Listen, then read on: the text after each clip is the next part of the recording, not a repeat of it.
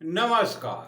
YouTube के अपने channel अंतर्दृष्टि में मैं अनिल गुप्ता आपका स्वागत करता हूं। ज्योतिष के इस कार्यक्रम में जो आज मैंने विषय लिया है वो है गुरु के उपाय। गुरु के उपाय किस स्थिति में और क्यों करनी चाहिए, मैं इस विषय पर चर्चा करूंगा।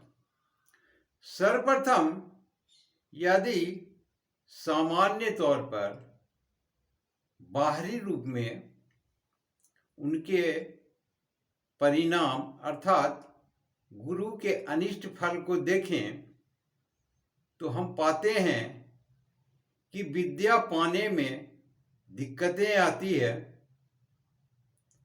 दूसरा, संतति को लेकर के अर्थात संतान पक्ष को लेकर के भी परेशानियां उत्पन्न होती है। और तीसरा, गृहस्थ जीवन में उथल पुथल होते हैं, सुखी गृहस्थ जीवन नहीं होता।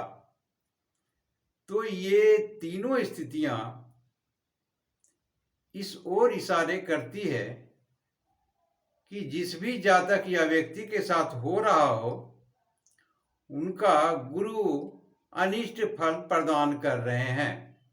ऐसी स्थिति में भी गुरु के उपाय करनी चाहिए। दूसरा, यदि जन्म कुंडली में हम देखते हैं तो जिस भी व्यक्ति या जातक की जन्म कुंडली हो उसमें यदि गुरु केंद्र या त्रिकोण भाव के स्वामी नहीं है तो भी समझना चाहिए कि उनको भी गुरु का अनिष्ट फल ही प्राप्त होंगे। दूसरा, कि केंद्र भाव में गुरु स्थित न हो तो भी ये दिक्कतें आती है। और तीसरा, यदि छठे, आठवें, 12वें घर में गुरु हो तो भी उनका अनिष्ट फल ही प्राप्त होंगे। तो ये जन्म कुंडली की स्थितियां थी। हस्त रेखा में हम गुरु पर्वत पर अर्थात तर्जनी उंगली के नीचे जो भाग हैं, जो क्षेत्र हैं, गुरु क्षेत्र या गुरु पर्वत, वहाँ यदि वो दबा हुआ है, उठा हुआ नहीं है, तो भी हम समझ जाते हैं कि गुरु हमें अच्छे फल नहीं देंगे या गुरु का अच्छे फल नहीं प्राप्त होंगे। अथवा वहाँ क्रॉस के निशान हो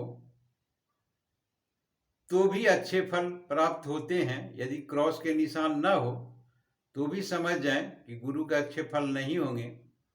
और तीसरा, यदि शीर्ष रेखा से निकलकर कोई रेखा गुरु पर्वत पर न हो तो ये तीनों स्थितियां इस ओर इंगित करती है कि उस जातक या व्यक्ति को गुरु के अच्छे फल प्राप्त नहीं हो रहे। ये सारी स्थितियां, यदि इनमें से कोई भी आपको लगे कि हाँ वास्तव में गुरु का हमें अनिष्ट फल प्राप्त हो रहे हैं, तो आप इस उपाय को कर सकते हैं।